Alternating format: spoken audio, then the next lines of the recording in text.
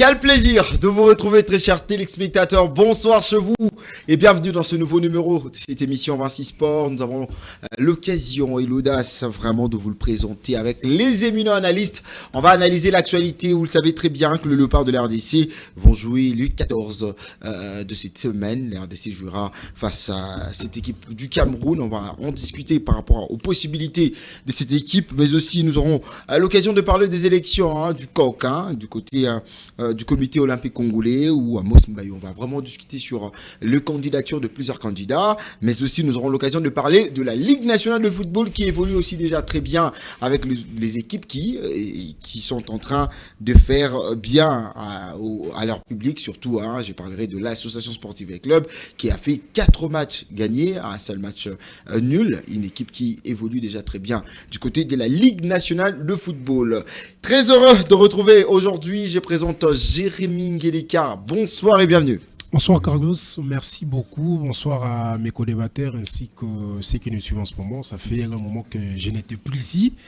Et aujourd'hui, je suis de retour pour enfin parler sport comme d'habitude. Voilà, il n'y a pas que Jérémy Ngeleka sur ce plateau. Nous avons également Christopher Magambo. Bonsoir et bienvenue.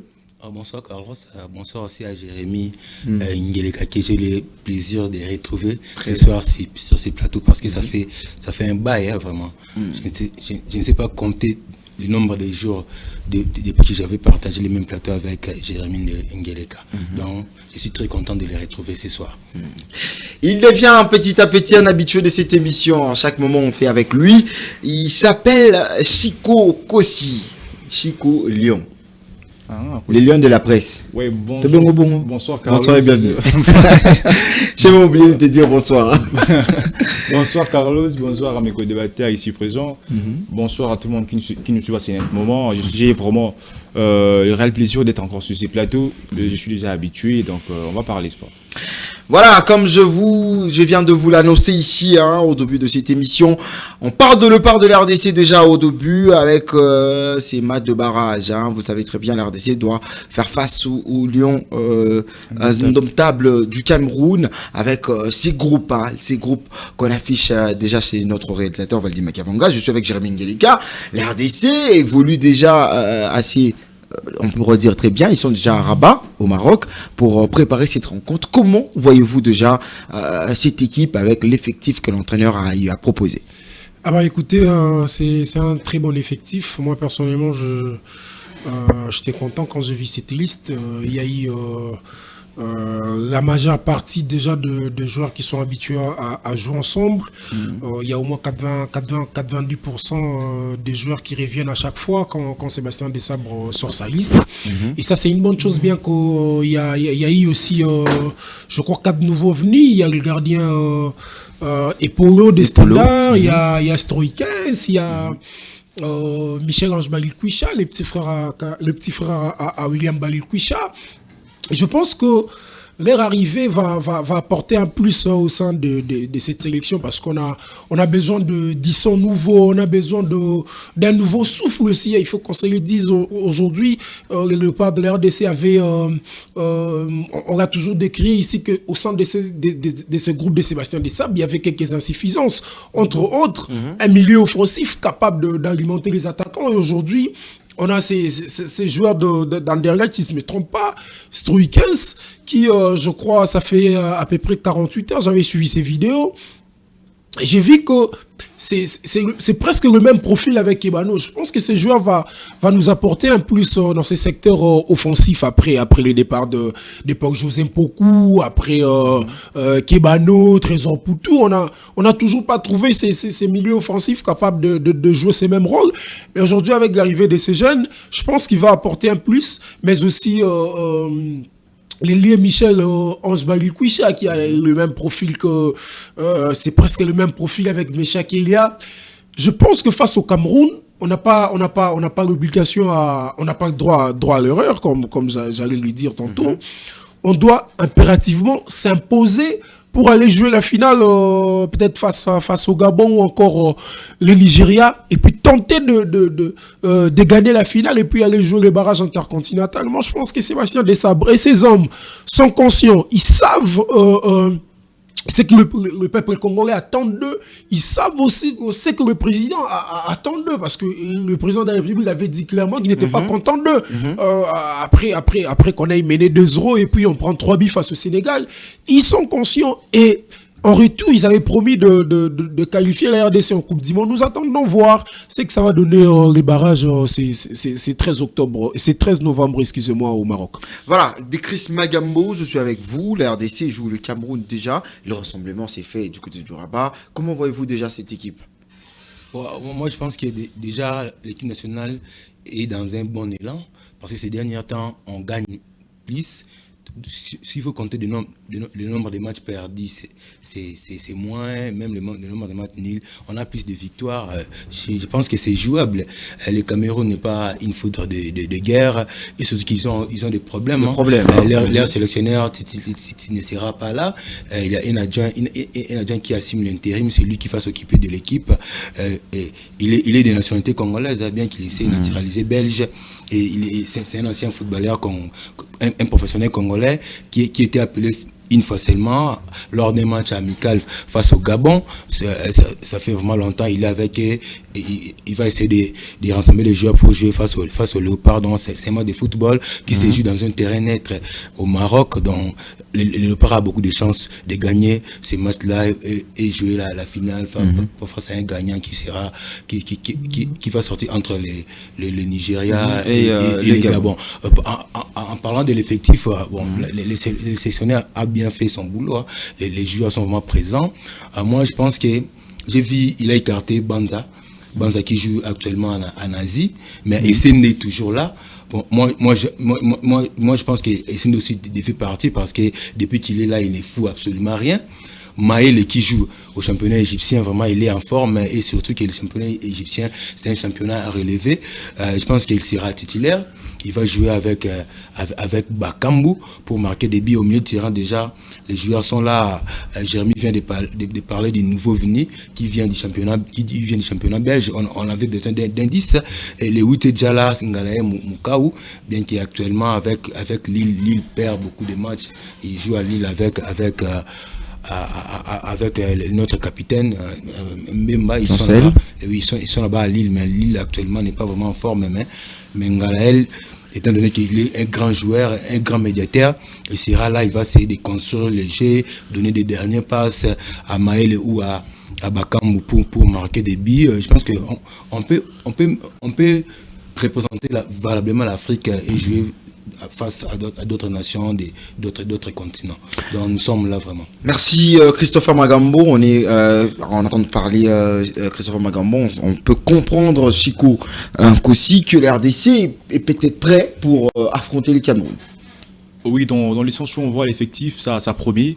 Ça promet pour une victoire. Je pense que j'ai vu cette liste, j'ai été des joueurs, mais je me pose la question de savoir, parce qu'on a vu l'arrivée de nouvelles recrues. En l'occurrence, on voit le gardien Epolo qui est en pleine performance au sein de son club là-bas, et différemment de Dimitri Berto, qui n'a pas été sélectionné parce que il a pas un vraiment bon choix. Oui, c'est un bon choix, parce que il n'a pas été vraiment efficace, mais aussi il n'a pas bénéficié de temps de jeu. C'est pas qui a peut-être dans ces moments des difficultés ou des problèmes. Il est sans club aussi. Ouais, il n'a pas vraiment le temps de jeu, et c'est vraiment un choix bien placé à l'égard de Mario Epolo. Je pense que avec l'autre le milieu offensif qu'on a recruté, Scoï 15, son nom est tellement difficile pour nous le Congolais, surtout nous pour le Kinon. On va s'y donner même Stromae. Oui. Par toi-même, hein, le mot fort là. Oui, c'est trop fort. Son nom est tellement tarabiscoté. Stroï 15, bon, pour ne pas aller loin. Et j'ai vu ces vidéos, comme mon frère Angelika vient de les soulever. Il est super. Je pense que lorsque je l'ai vu, j'ai très bien pensé à Poku qui jouait comme presque lui. Bon, je ne sais pas sur le terrain qu'est-ce qu'il va donner, et surtout que si il venait jouer ici au Stade des Martyrs, c'est par là qu'on va confirmer sa performance et son talent. Je pense que cet effectif a été prometteur. On pense peut-être à une qualification pourquoi pas penser à autre chose, mais je me pose la question de savoir pourquoi on va sélectionner des joueurs bio, c'est bien, et ils vont venir ici pour ne pas bénéficier du temps de jeu. Là, c'est compliqué. On peut pas seulement sélectionner les joueurs justement pour sélectionner. Et même les joueurs savent que lorsque nous sommes venus ici, je peux même bénéficier de quelques poussières de minutes jouer sur le terrain, donner le meilleur des mois pour faire avancer aussi les pays sur le plan footballistique. Mais je pense que lorsqu'ils seront venus, on va voir des sabres qui va jouer du fanatisme pour faire jouer ses joueurs, ses chouchous. Et on va voir joueur à Cité puis va rentrer là-bas. Après, lorsqu'il va se décourager de venir, oh non, il est impoli, il a manqué du respect au sélectionnaire. Là, c'est compliqué. On parlait de Moukao. Exactement. Là, c'est compliqué. Je n'ai pas voulu citer les noms. Là, c'est compliqué déjà dans ce sens-là. Et face au Cameroun, le Cameroun qui est une grande équipe aussi. Si on regarde le récent rencontre joué avec la RDC, le Cameroun aura battu la RDC. Je pense que la dernière rencontre relève du... C'était en 2014, si je ne m'abuse, 2014 ou 16. Le part de la RDC ont courbé les Chines sur une note étriquée d'un but à 0. On a du mal à les battre. Hein. Exactement. Je pense qu'ils ne sont pas à minimiser parce que c'est une équipe coréenne. Elle peut nous faire du mal. Elle peut nous faire du mal pendant qu'on va peut-être pas passer à ça. Mais je pense que le Cameroun, avec ces temps, ils ont eu des complications. Déjà, l'air a été plié en retard. Je pense que ça peut jouer aussi à la morale des joueurs. Et parce qu'on sent que c'est une équipe qui est dans des complications sur le plan politique. Là, je ne sais pas, administratif, peut-être oui. On peut en bénéficier sur le plan moral et psychologique pour jouer et exploiter ces failles-là pour mieux jouer sur le terrain. Surtout que nous avons une grande équipe. Déjà là, on a une attaque qui est très efficace. On voit Cédric Bakambu qui est tout fait tout flamme cette saison. Mais aussi la présence de Fiston Maël qui fait la fierté de la RDC à l'extérieur du pays. Mais aussi, au milieu du terrain, on a aussi des talents. Je pense que l'absence de oui, ça peut être remarquable. Si seulement on n'a pas vraiment de joueurs capables à relever les défis, ça serait compliqué dans ce sens-là. Mais aussi si Penga qui a essayé de donner le meilleur de lui lorsqu'il est entré l'autre fois. Et je pense que si des sabres lui laisse encore le temps de jouer, il peut donner le meilleur de lui. Je pense que face à cette situation, on peut passer à une qualification. Si seulement l'équipe jouer à la collectivité, mais aussi les individualités peuvent aussi compter avec le temps de jeu qu'ils ont avec leur club à l'extérieur. Merci beaucoup Chico. Je suis avec Jérémy Guélika. L'absence de Banza, que ce soit le Magambola a essayé d'épingler, il fallait que aussi qu'on puisse écarter même Samuel Essendé. Mais quand on regarde sur cette ligne d'attaque, est-ce que l'absence de Yohan Wissa va peut-être pas peser dans cette ligne d'attaque, bien qu'on voit Sipinga? Est-ce que c'était le vrai profil? Est-ce que c'est le vrai profil d'ailleurs pour remplacer Yohan Wissa? Écoutez, je pense que tous les joueurs sont très importants dans cette sélection. Déjà, si on essaie de parler de Yohan Wissa, vous allez voir que les gars répondent toujours présents dans de grandes rencontres. C'est un joueur très important. Vous vous souvenez d'ailleurs, je crois, de la rencontre face à la Zambie à la CAN. Yohan Wissa avait égalisé au moment où on était mené au score. Je crois face au Maroc également. Yohan Wissa avait fait forte impression.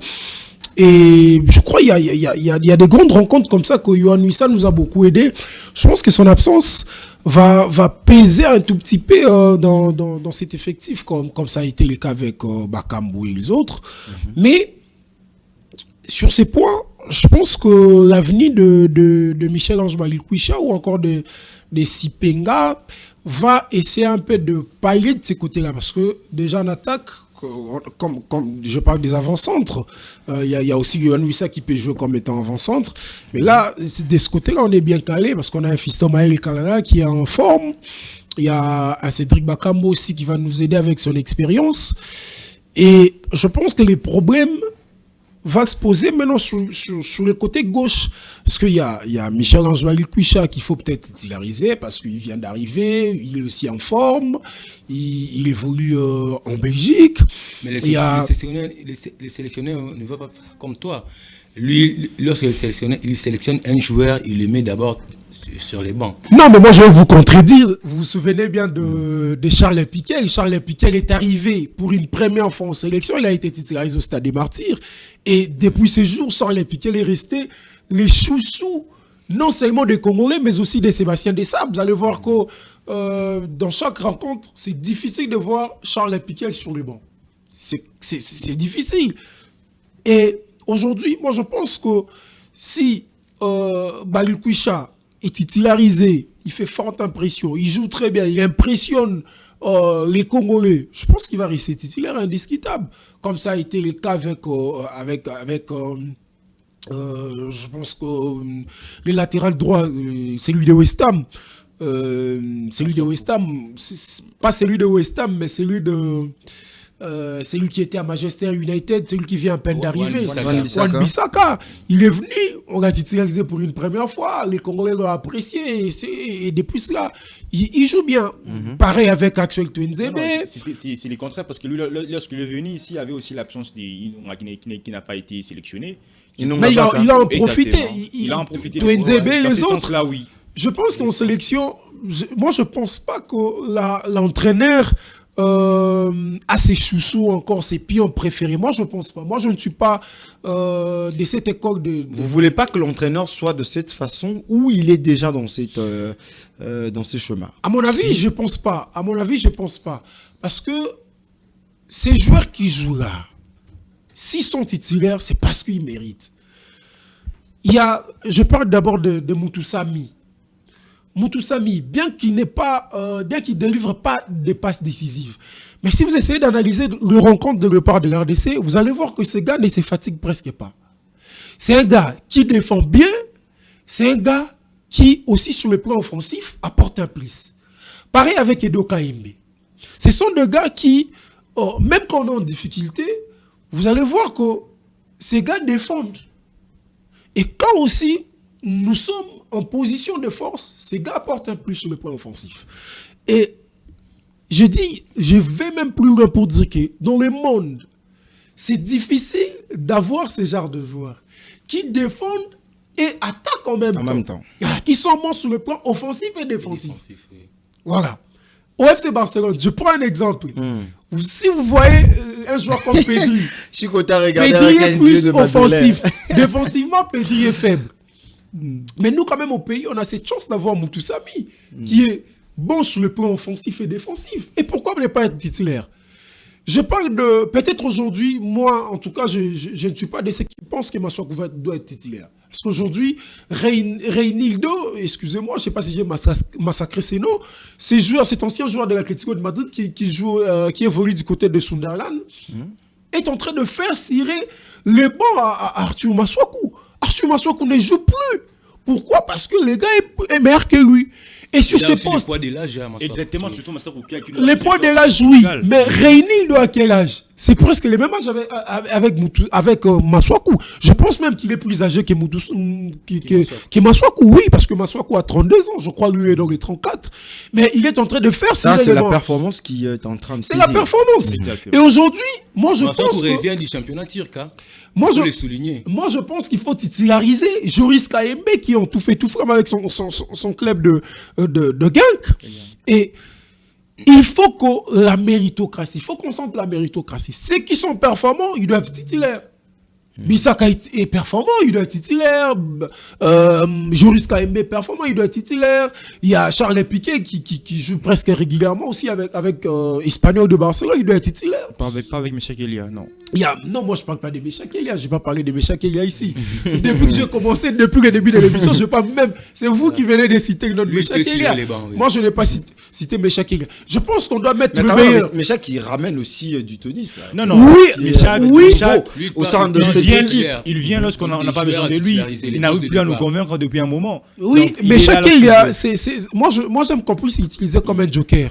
C'est un joueur qui quand vous parlez de titularisation avec des joueurs qui sont performants, Fiston Maëlé donne de cette équipe, c'est quand même un joueur performant qui reste un joker. Le cas de Fiston Maëlé Kalara, c'est différent. Fiston Maëlé Kalara, bien qu'il est en forme, mais moi j'aime qu'on l'utilise comme étant un joker. C'est de la même manière que c'est la même politique qui vous ramenez à Meshak Elia. D'être un joker. Non, Meshak Elia n'a pas la performance de Maëlé. Déjà, Meshak Elia ne fait presque rien avec son club. C'est un joueur qui n'a pas assez de temps de jeu par rapport à Fiston.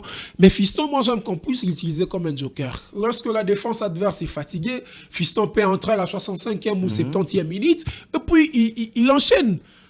Et quand on titularise, si vous essayez d'analyser les rencontres où Fiston Malekala a été titularisé, vous allez voir que ces rencontres ont été des flops. Ce sont des rencontres où Fiston Malekala n'a peut-être cadré peut-être que 2 tirs, ou encore il n'a pas cadré de tirs. Après, il n'a pas marqué, on le fait sortir.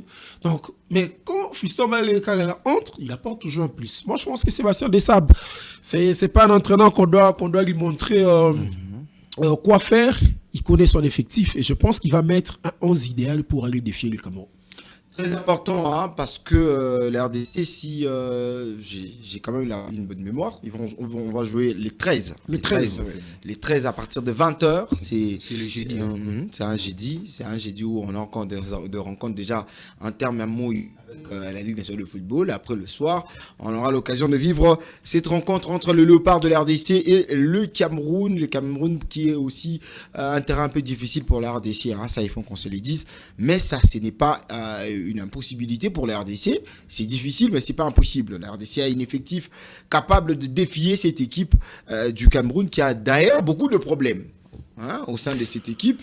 Avec ce qu'on a vu sur Internet et tout, je pense que la RDC doit... oui, on peut pas les sous-estimer parce qu'on a ils sont les attaquants forts. En présence, je vois Christian Bassogor qui est aussi très fort, mais là aussi, Vincent Aboubakar, ils peuvent aussi faire mal à la RDC. On va leur faire très attention. Nous devons avoir une défense très solide parce qu'on voit déjà l'expérience de Chassal Mbemba qui va aussi compter, mais aussi avec sa collaboration avec Wan Bissaka. Ça va nous permettre avec Batou Bissaka qui joue aussi très bien. Je pense que ça serait vraiment nécessaire de bien vouloir avoir une défense très, très efficace pour surveiller ces attaquants qui sont très performants. Merci beaucoup Chico. On va changer de chapitre à présent pour parler des élections au niveau du COC. Hein. C'est déjà pour ce vendredi. On aura à vivre des élections au niveau du comité olympique congolais. Mais j'aimerais un tout petit peu qu'on réfléchisse sur la candidature de la personne qui va être président au sein de ces comités olympiques congolais. Christopher Magambo, je suis avec toi.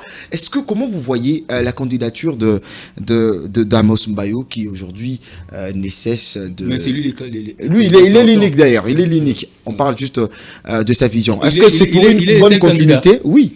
Pas de concurrents. Il n'y a pas de concurrents. Il est les seuls dans ces postes-là. Est-ce que c'est pour une continuité ou un changement?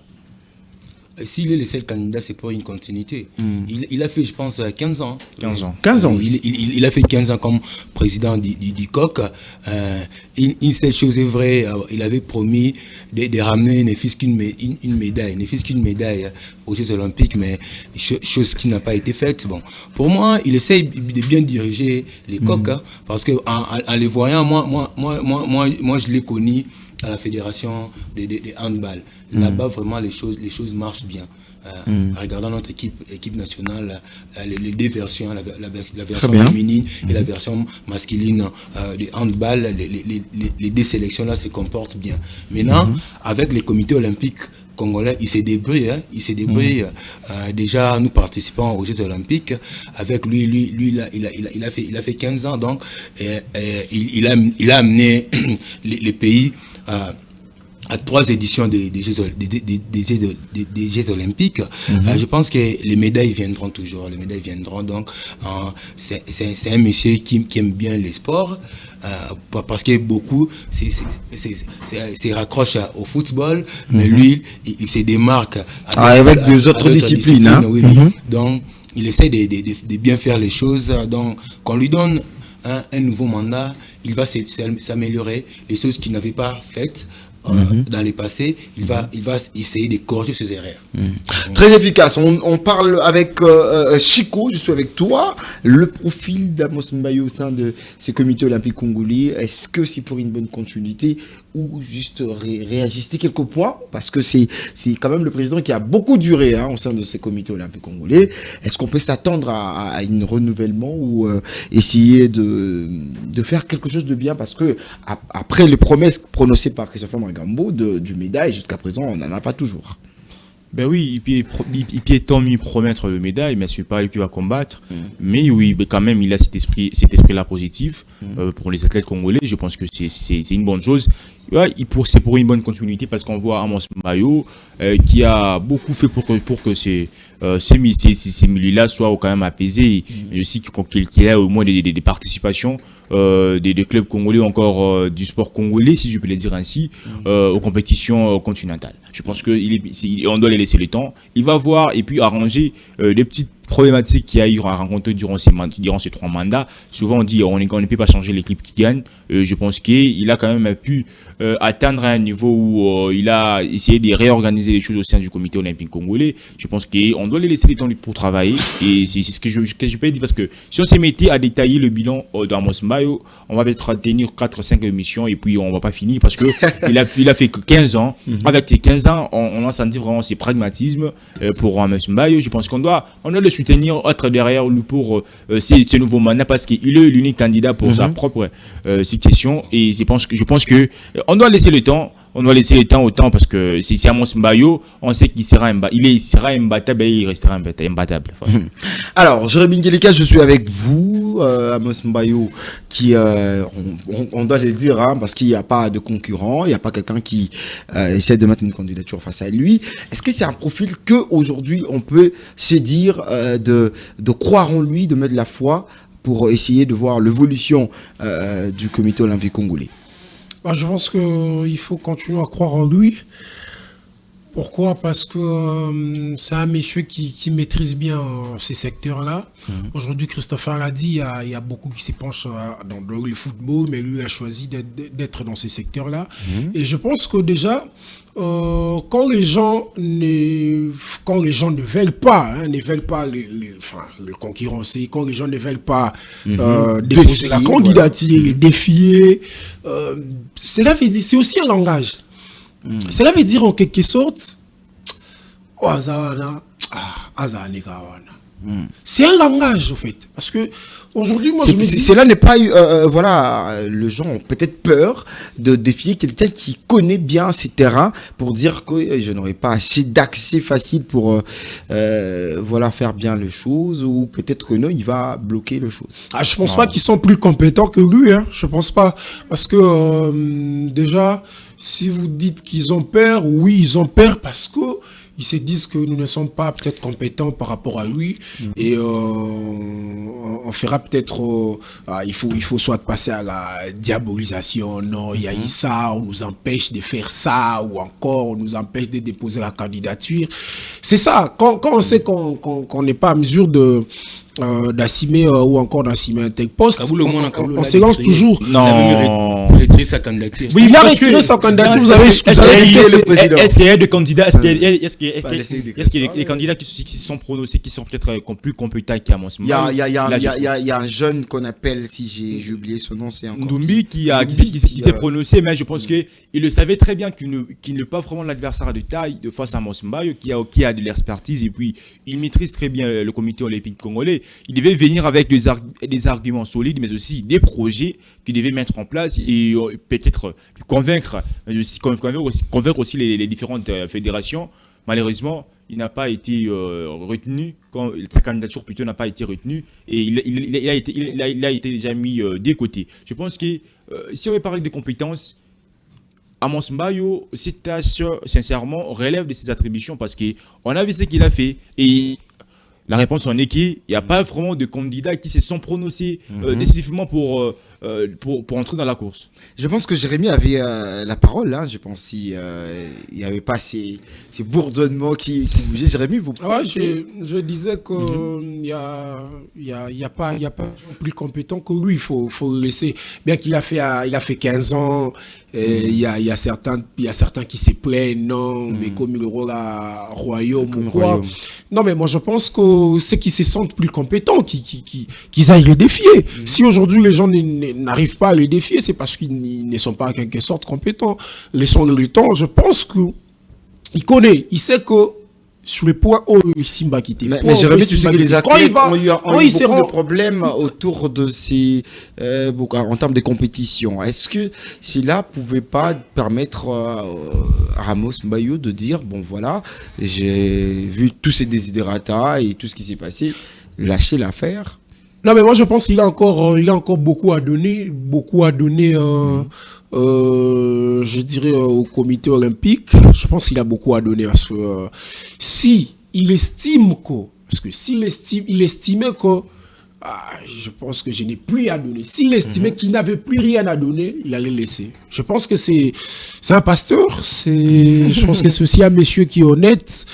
Bissou va pasteur, tu veux qu'il va pasteur, va mettre mon droit. Ouais. Je salue en passant les pasteurs qui est derrière. Les pasteurs. Les caméras. Ouais. Je pense que ma pasteur va demander au droit et s'il estimait qu'il n'avait plus rien à donner, il allait laisser. Comme il continue toujours, comme il a posé sa candidature, je pense qu'il a toujours quelque chose à donner et continuons à lui faire confiance. Je pense que cette fois-ci, il va améliorer. Eh bien oui, parce qu'on ne peut pas parler de la victoire de Ramos Mbayo dans ce comité. C'est important de parler des gens qui ont fait partie de ces comités, qui ont prié d'ailleurs, disons. Donc, en l'occurrence, on voit la présence... Je sais là où tu vas en venir. Non, mais non, on ne peut pas parler d'un mandat d'Amos Mbayo. Je n'ai pas parlé, moi je n'ai pas fini. Des gens. D'accord, je vous laisse la parole. Il n'y a pas que la candidature d'Amos Mbayo. Il y a la candidature de gens qui postulent du côté pour devenir secrétaire, oui, mais aussi... Trésorier général, trésorier adjoint, si je m'abuse, quelque chose comme ça, où il y a Mona Kaboulo qui a désisté, ça c'est un point très important qu'on doit en discuter. Kaboulo qui relève beaucoup de choses que Christopher Magambo a essayé d'épingler ici. Il avait suivi dans une chaîne de la place, il avait vraiment beaucoup... Il a raclé de choses autour même du président Amos Mbayo. Comme des incompétences ou bien la malgestion. Certes, des incompétences et aussi la gestion qui a été assez chaotique. Il y a de magouilles qui s'est fait pour empêcher. Il a désisté, il a dit que non, les choses ne vont pas bien. Non, nous devons éclaircir les choses. Et puis, tout ça, mais c'est tout le monde. Donc, Kaboulo, le non. Kaboulo, d'ailleurs, la présence de Kaboulo, c'est une manière d'insulter les Congolais. Oh. Oui. Parce que, mais bien sûr. Mais lui, il a fait quoi? Il a fait quoi pour aller se retrouver là? Il a fait quoi? Il était là avant de devenir ministre. Kabou a fait quoi? Il était ministre. Mais non. Il a fait quoi comme étant ministre? Parce que on peut parler la mal. Est-ce qu'il faudrait parler du mandat de Kaboulo et de Amos Mbayo? Mettez ça sur la table. Il n'y a pas photo. Il n'y a pas photo, mais Amos est meilleur que lui. Il n'y a pas photo. Carlos. Lorsque nous sommes dans la lutte, on lutte pour conquérir le pouvoir, mais aussi exercer aussi ses pouvoirs. Kaboulo a commencé en tant que journaliste sportif, il connaît très bien ses terrains, il sait comment les choses se passent, et de réalité, mais aussi des solutions adéquates qu'il devait mettre en place pour que les sports congolais en général aient de sincère. Mais Kaboulo ne l'a pas fait. Il a été ministre des Sports. C'est là, du coup, de ses efforts, de son expérience au sein de l'appareil sportif, il comprenait déjà les choses en étant journaliste sportif et on lui a laissé le temps, il n'a rien foutu. Et voilà, il est là au sein du comité olympique. Donc sa manière de désister ne pèse pas au-dedans de cette institution. Il sait qu'il est incompétent, il sait qu'il n'a pas... Et puis ces accusations ne sont même pas fondées. Elles ne sont pas fondées. Avec quelle argumentation que Kaboul va mettre en place pour peut-être convaincre les différents électeurs, en l'occurrence je vois les présidents des fédérations? Aucune. Je crois, oui. Aucune. Kaboul n'a pas d'argument à mettre en place pour convaincre aussi les présidents des fédérations. Parce qu'il a été... S'il faut continuer, s'il faut peut-être rajouter quelque chose sur ce que Chico est en train de dire. Le vieux, c'est un beau parleur. C'est que le président l'avait fait, et là, na simbisi touche. Petit on a le baramingi. Bon, la PCN est grand tout à ce que grosse. Il parlait beaucoup à la télé. Il avait rien. Il critiquait Serge Konde Chembo, voilà Chembo. Bah PCN en qu'est-ce qu'il avait fait? Il n'a rien fait. Mon frère Carlos, avec vous toujours. Parce qu'Amos Mbayo était trésorier adjoint. C'est lui qui le chapeautait, c'est plutôt le magnifique Bobo Ndembe. Bobo Ndembe qui est maintenant trésorier général. Hein. D'ailleurs, il n'y a pas de concurrent aussi chez lui. Exactement. Lorsqu'on parle de l'excellence, on voit Bobo Ndembe avec sa bonne gestion, beaucoup qui a bien géré qui a bien géré ses comités olympiques congolais. Il a quand même, en quittant cette gestion, si on veut parler de son bilan au sein de la Fédération congolaise de football association, Bobo Ndembe qui a essayé qui a stabilisé d'abord ces terrains-là de la fédération, mais aussi il a pu participer à plusieurs formations de jeunes talents mais aussi il les a accompagnés, il a poussé la voie de la jeunesse dans les sports congolais. Donc c'est une personne à féliciter, c'est une personne à soutenir parce que Bobo Ndembe, depuis qu'il est là, on a vu ce qu'il a fait dans les sports congolais. D'abord, c'est un magistrat de profession avec son engagement et détermination sur tout son travail. Papa Bobo Ndembe a mouton sakanate parce que il n'est pas sur la gestion et un comité olympique congolais, mais en mouton il fait kimia parce que Naebi, tout ça, pour entrer dans les circuits, pas machin. Je n'ai pas les numéros de Bobo Ndembe, je n'ai jamais parlé avec lui.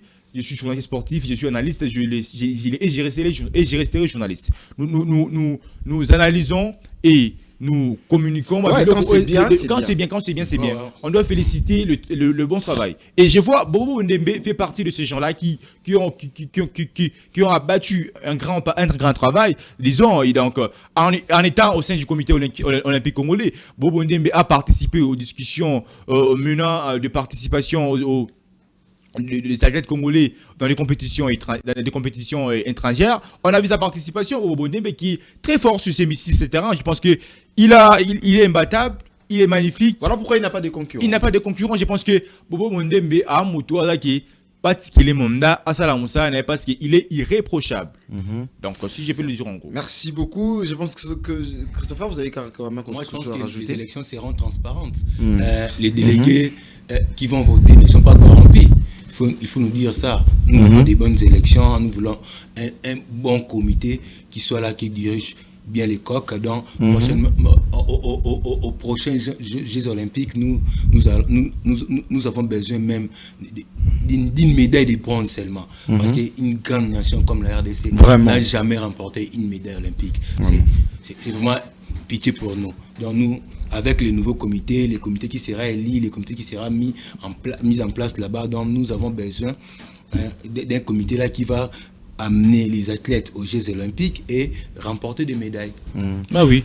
Jérémy, vous avez quelque chose à rajouter par rapport à ça, par rapport à ces élections? Alors, je pense que moi, je vais anticiper. Je souhaite déjà un bon mandat à Moussa Mbayo et Bobo Ndembe. Je pense qu'ils seront élus parce que ce sont des candidats uniques. Ils n'ont pas de concurrents. Mais ce que je vais leur demander, c'est juste de se battre, comme l'a dit Christopher, qu'au prochain Jeux olympiques, que la RDC gagne ne fût-ce qu'une telle médaille. Comme ça va. Hein? Et c'est pas je dirais congolais, parce qu'aujourd'hui, c'est le point où l'air des tracteurs, sont en train de frapper fort. Il n'y a pas de médaille, il n'y a pas de médaille. C'est ce point-là, c'est seulement sur ce point-là. Et je pense qu'ils ont écouté, je pense qu'ils sont conscients, ils savent que l'objectif, après les élections, serait cette fois-ci de ramener ne fût-ce qu'une médaille pour l'honneur à ces pays. Très important. Hein. Chico, un dernier mot par rapport à ces élections? Je pense que déjà, félicitations, je les anticipe, félicitations parce qu'ils seront vainqueurs. Et je pense que je vais souhaiter un bon mandat à Moussa Mbayo, qui est d'abord qui est l'unique candidat d'AR à sa propre section, à Moussa Mbayo. C'est une personne à féliciter, mais aussi à soutenir parce que je pense que parce que c'est un humain. Il ne manque pas des imperfections, mais quand même, il va essayer de bien vouloir qu'il organise, qu'il essaie un peu de s'améliorer sur ce qui n'a pas marché. Parce que si on veut parler de son bilan, si on veut parler de son bilan sur le terme des pourcentages, il y a au moins 94% de la réussite. Mais il y a des petites failles parce qu'il a été peut-être entouré des Kaboul et autres. C'est dans ce sens. Mais fort Kaboul écarté, ça va. Ouais, ça va. Kaboul écarté, c'est une bonne initiative parce que Alain est là qu'on va prouver.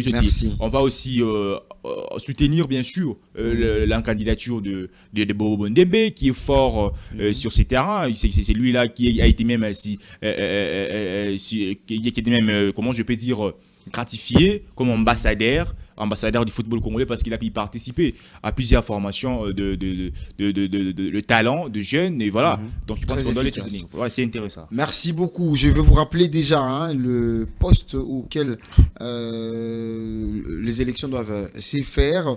On commencera par le poste de président. Le poste de président, il n'y a que Amos Mbayo Kitenge qui est comme le seul et unique candidat. Et il n'y a pas des élections là-bas. Je pense qu'il sera élu en termes d'acclamation, quelque chose comme ça. Peut-être comme ça. Et puis, poste de premier vice-président, c'est Matata. Christian Matata aussi, qui travaille très bien. Puis, lui aussi, il est mieux parti pour être lui également, il est seul. Il est seul par rapport à cela. C'est un bon dirigeant. Troisième poste de vice-président, c'est Ilunga Luyoyo Ferdinand. Lui aussi, il est seul. Poste de quatrième vice-président, c'est Bolenge Yoma Pichou. Secrétaire général Badiachile Kayachi Alain. Secrétaire général adjoint Eyale Balainga Jean-Claude. Et puis Bakambo Télé Pichou. Trésorier général, il y a Bobo Bondembe. Bobo Bondembe Bokanyanga Roger, qui est le seul et l'unique candidat au sein de ce poste.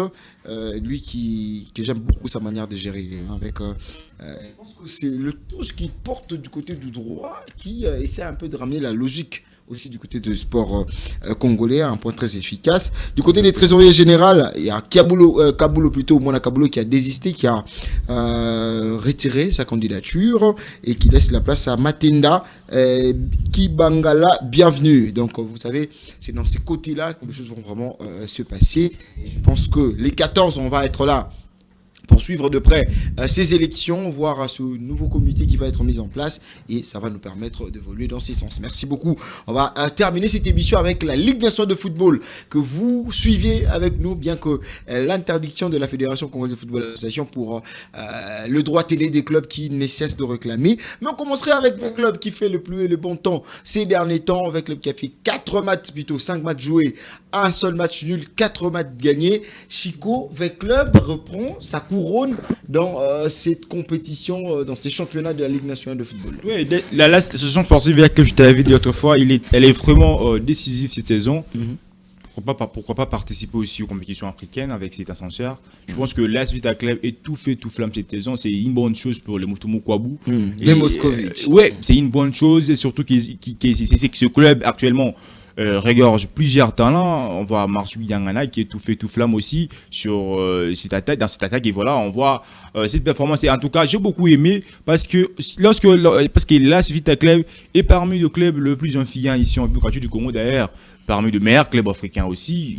Elle en fait partie. Je pense que cette allure-là, j'ai beaucoup aimé parce qu'on a vu sa réponse directe en tenant compte de supporters qui viennent maintenant au stade. Ça a beaucoup permis aux supporters parce que les supporters viennent au stade en tenant compte de résultats. Parce que lorsqu'il y a des bons résultats qui s'enchaînent, on aura aussi beaucoup en nombre du public, en termes du public, si je peux dire ainsi. Et ça va beaucoup aider. En tout cas, l'AS Vita Club, depuis un moment, je pense qu'ils ont vu, malgré qu'il n'y a pas vraiment un président, tout ça là, mais il y a au moins des organisations. Il y a un président qui est là, qu'est-ce que tu dis? Il y a un président, bien sûr, mais pas un président qui est le président de Mapamboli. Non, je n'ignore pas sa présence. Il n'y a pas dans ce sens que vous pouvez peut-être penser, dans le sens où il n'y a pas un président Matalana.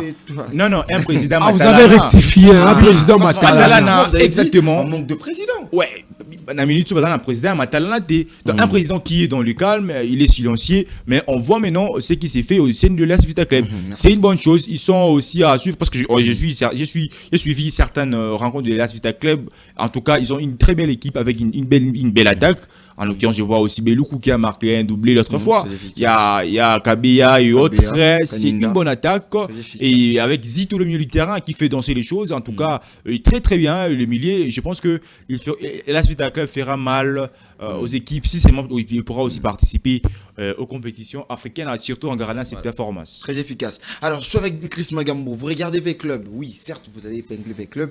Mais aussi, il y a les rivales de V-Club, direct, c'est DSMP, qui n'arrivent pas à se réveiller. Mais tandis que quand on regarde V-Club de cette année, c'est quand même une équipe qui essaye de donner du tonus, l'envie à ses supporters de revenir au stade. Parce que je me dis déjà, parce que V-Club va jouer avec les Aigles du Congo, c'est mercredi. Ça sera vraiment un match assez...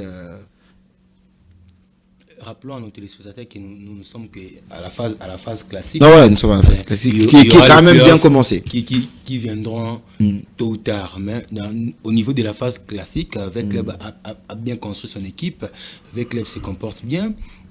L'équipe de V-Club compte 13 points sur 15. Ça va déjà. Moi, je pense qu'il y aura de grands matchs. Même dans cette phase ici, il y a des matchs parce que V-Club va jouer face à DSMP.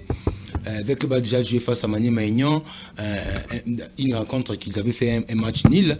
Donc, face à DSMP, la rencontre est à venir. Il y a aussi V-Club avec le FC Renaissance. V-Club n'a pas encore joué face à l'OC Renaissance parce qu'il y a des Renaissances. Il y a des matchs, mais V-Club est mieux parti pour être parmi les grands favoris de cette édition de la Lina Foot. Je vais parler du DSMP. DSMP, c'est une nouvelle équipe. Les joueurs qui étaient là sont presque tous partis. Mais avec Club également, c'est une nouvelle équipe.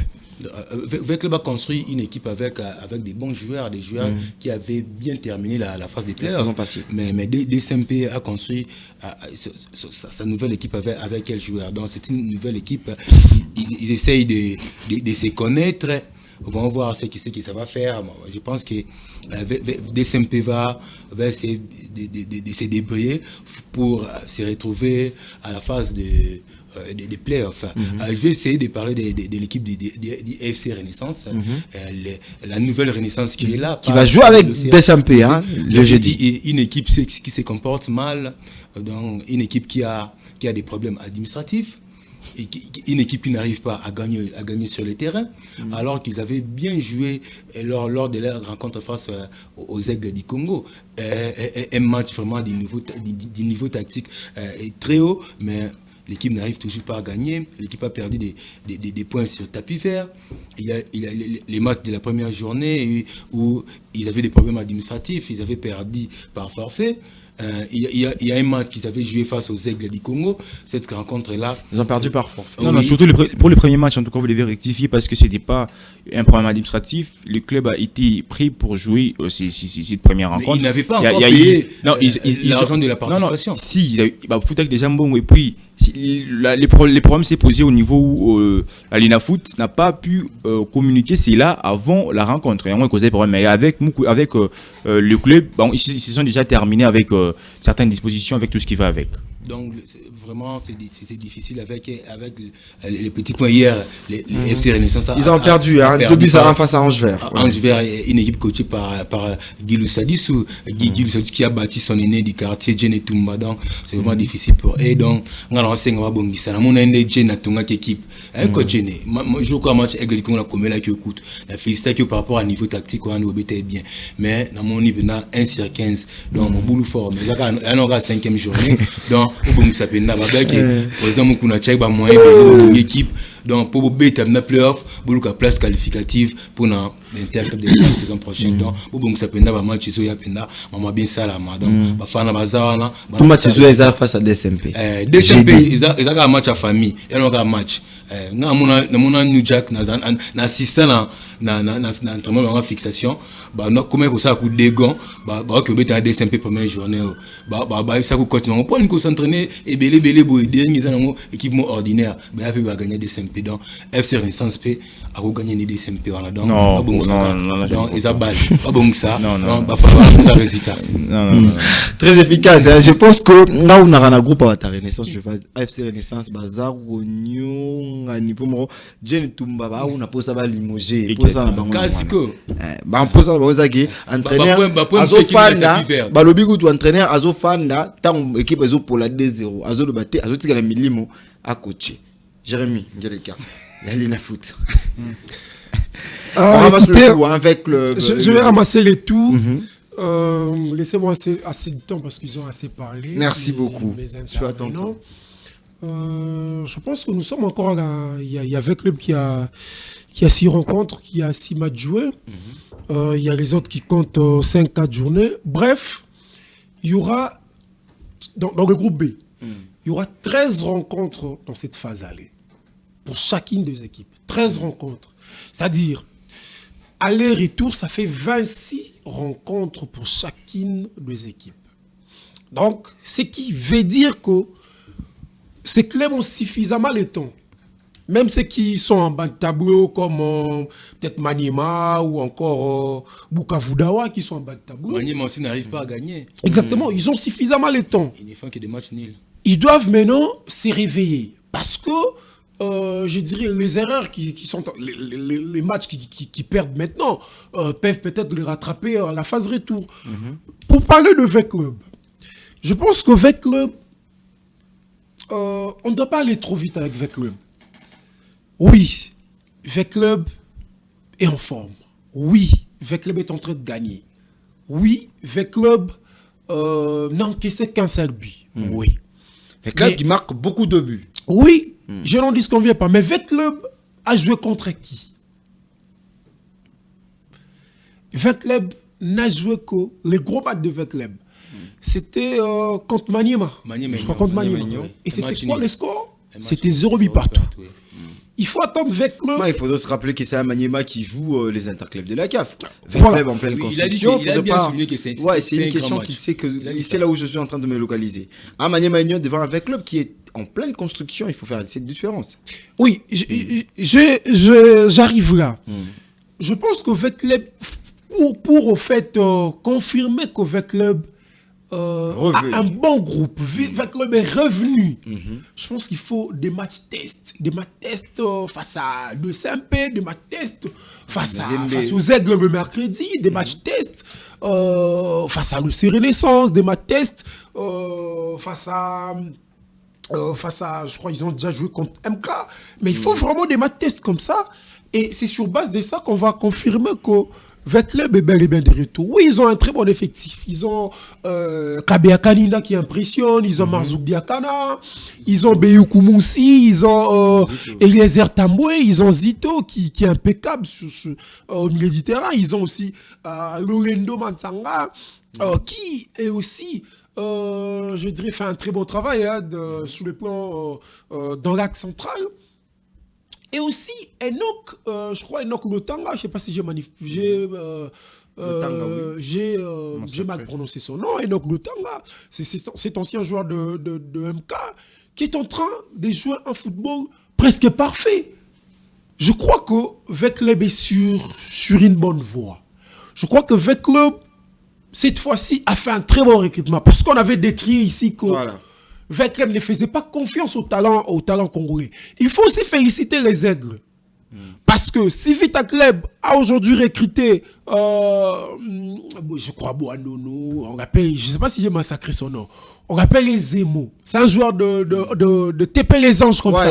Si Vec Club a puisé à l'épéfrine, c'est parce que ils ont vu que les Aigles, avec le recrutement des Aigles, ça avait marché. Les Aigles aujourd'hui ont fait confiance à 100% aux Congolais. Aujourd'hui, regardez le 11 de départ de les Aigles du Congo. Il y a un étranger? Non. Ce sont tous des Congolais. Et Vec Club l'a compris. Même le dernier club Motema Pembe. J'ai écouté Christopher ici, il a dit que de SMP a fait un recrutement des joueurs qui ne sont pas performants. Mais moi, je vais vous contredire. Partez voir l'entraînement d'Idariken Motema Pembe au stade Cardinal Malouga. Oui, ils sont à côté. Ils sont juste à côté. Regardez le joueur Mouchanaï. Regardez comment ce gars est en train de jouer. C'est le gars qui, c'est le gars qui a donné la passe décisive contre Maniema Union. Le centre, le coup franc. Ce jour-là, Chikata avait manqué un penalty pour donner les 3 points à son équipe. Non, c'est Bingibelo. Ce n'est pas un problème. Mais regardez Mouchanaï. Regardez Enoch Moutantou. Regardez Ingoli. Regardez, il y a pas mal de joueurs comme ça que. Regardez le Dossa 8 qui avait fait qui était remplacé. Oui, le remplaçant. Le Dossa 7 qui était en train couloir très, droit. très bon joueur qui est venu derrière changer quand même la physionomie. Voilà. Regardez le numéro 8 qui est entré. Le gars qui est Véné. entré hier. Je crois que c'est Vélé. C'est Arsène Véné. Véné. Ce sont de bons joueurs. Le problème aujourd'hui, au sein de cette équipe de Daniel Motema Pembe, c'est le coach. Kika Moussimbi n'a pas de niveau. On doit se le dire clairement, il n'a pas de niveau. Même les supporters l'ont constaté. Ils ont dit que DCMP, ton équipe a bien. Mais Moutahabou m'a mis à coach. En conférence de presse hier, qu'est-ce qu'il avait dit? Non, on a rajeuni l'équipe à 90%. Les supporters doivent être patients. Mais moi, je me demande, c'est quel discours? Est-ce que les Vita Club n'a pas rajeuni son équipe? Vita Club a rajeuni son équipe. Peut-être aussi à 90%, comme l'a fait dans Clémentema Pembe. Mais quand même, on voit les résultats. Il faut lui donner du temps. Non, nous sommes qu'à la 5e. nous sommes en compétition. Nous sommes en pleine compétition. Et ça fait 6 matchs. Même avec... Ils ont 26 matchs à jouer. Oui, je l'ai dit. Pour la phase mais nous sommes en compétition. Quand vous perdez contre Vettel, vous perdez contre beaucoup de matchs. Vous perdez contre MK. Et lors de la phase retour, vous serez en difficulté. Je pense que même Papi Mpoui, je pense qu'il faut même le faire pression. Il n'y a pas de résultat. Avec les Aigles du Congo. Oui, aujourd'hui, le football, c'est les résultats. Quand il n'y a pas de résultat, moi-même, j'avais suggéré cela au président Vidi Chimanga de mettre Papi Mpoui à l'extérieur. Si vous parlez de Papi Mpoui, on parlera de Papi Kimoto parce qu'il n'y a pas de résultat. Même Papi Kimoto. Il n'y a pas de résultat. Il y a que Papi. Au sein de cette équipe, qui sont les interclubs de la CAF. Je pense que c'est quand même assez bizarre. Je pense que Mané Maïno Moi, je pense qu'il faut leur donner du temps. Nous sommes qu'au début. Non, mais il faut savoir que Mané Maïno joue derrière les interclubs. Non, mais laissez-moi le temps de... équipes qui ne jouent pas les laissez-moi le temps de faire ces différences.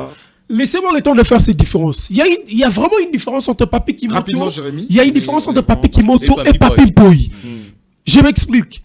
Papi Kimoto a réussi à qualifier Mani Maïno en phase des groupes. Vous connaissez les conditions. Vous faites un nil ici d'un but partout et tout le monde dit que c'est fini. C'est fini, vous n'allez pas s'en sortir à l'extérieur. Vous partez à l'extérieur, vous faites un but, je crois 2 buts, un but partout, vous allez au tir au but, vous gagnez. Avant cela, contre Pamplemousse, Papi Kimoto gagne ici sur le score de 2-1. L'entraîneur de Pamplemousse en conférence de presse dit qu'au match retour, on va jouer à l'offensif. Les journalistes présents en conférence de presse disent que c'est fini pour Maniema. Maniema sera éliminé. Et Papi Kimoto va à l'extérieur. Il gagne, il se qualifie.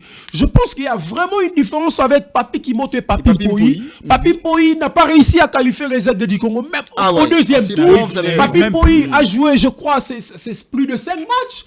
Mais Papi Kimoto n'a fait que 4 matchs en championnat.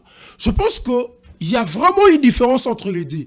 S'il faut faire partir, c'est Papi Mpoui, parce qu'il n'y a pas de résultat. Les Aigles étaient champions la saison passée. Et cette saison, je pense qu'il faut beaucoup faire plus pression à Papi Mpoui. Et je pense que, pour finir, Vidi et Chimanga, c'est un homme qui aime le résultat. Aujourd'hui, les résultats n'arrivent pas. Il y a les Aigles qui a un effectif XXL. Il y a Chabani Issa, il y a Kevin Bileko. Bien qu'il peut me contredire en disant qu'il y a beaucoup de nombres de blessés. Mais je pense qu'avec ce groupe, il peut faire quelque chose de bon. Il y a Lizimo qui est un bon joueur. Il y a Paul Massé, il y a Elton Kayembe. Bref, il y a un bon groupe.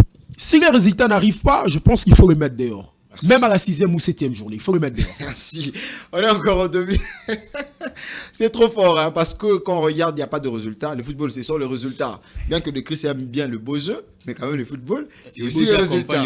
Très efficace. Alors, on va voir avec le classement pour terminer cette émission. L'Université Club qui est premier, qui domine le classement avec 13 points. Hein, il faut Sportif Club. 13 points avec... il y a 2 groupes, hein, excusez-moi, merci de Chris. Nous avons 2 groupes, le groupe A et le groupe B. Avec Club qui domine le groupe B avec 13 points, suivi de New Jack qui avait quand même bien commencé en battant les Club Motema Pembe avec 8 points. Motema Pembe 8 points, AS Rangers 7 points. Céleste qui compte également 7 points. AS Dauphin Noir également 7 MK est enchaîné 7 points. Étoile de Kivu 7 points. Ange Vert 6 points.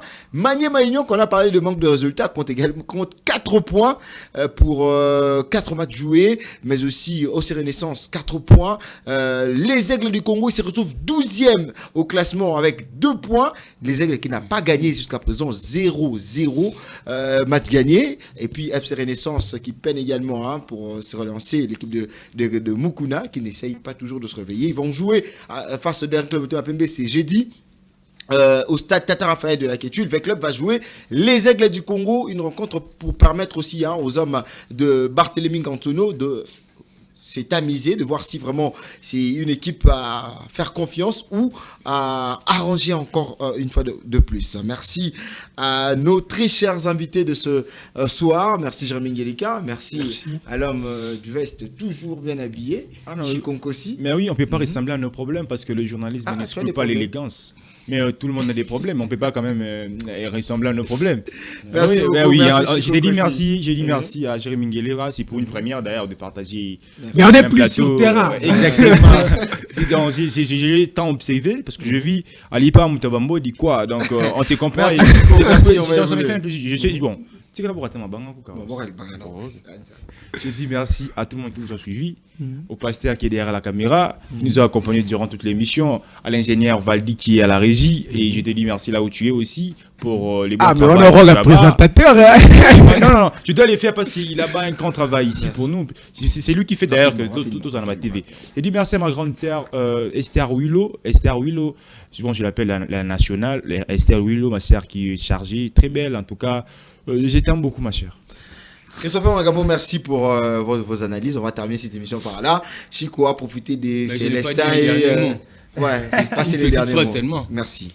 Moi, j'allais jeter des fleurs au plus grand entraîneur du monde, Pep Guardiola, qui avait livré hier face à Liverpool.